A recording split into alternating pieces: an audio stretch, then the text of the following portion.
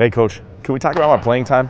Yeah, what's going on, my man? What do you want to talk about? I guess if I'm being honest, I feel like I should be playing over our center fielder, right? I feel like I work so much harder than him in practice, and I don't know, I feel like I'm a better player than him, and he's not playing very well right now.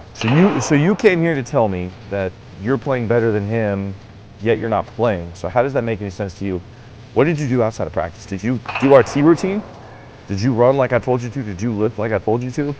Because if he didn't, then I don't know what we're having a discussion about. I mean, no, I didn't do any of those things, but at the end of the day, I feel like I'm still a better on-field player than he is.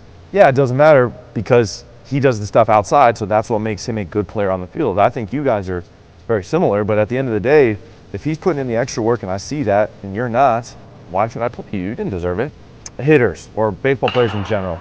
I know that scenario seemed a little cliche or a little excessive, but at the end of the day, that's what I hear a lot as a high school coach is, I deserve to play, right? I've put in the work. I've done all of this and that and whatever it may be, but you didn't, right? Being at practice and showing up, that is the bare minimum. You are supposed to show up, right? You signed up to be on the team to show up to practice.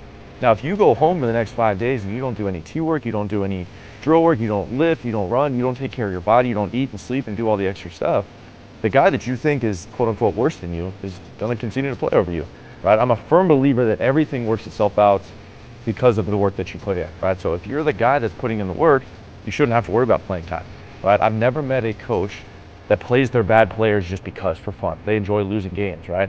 The coach at a certain level at the high school and college and pro level, they get paid by putting out the best lineup. So if you're not in that lineup, maybe sit back and be humble enough to think about it, right? So here's how I would go about approaching a coach when it comes to playtime.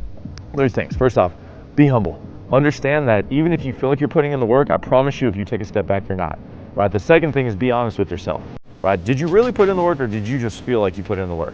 And number three, be realistic, right? Is that player in front of you really better or is it just something that you're holding against him because he's taking your spot?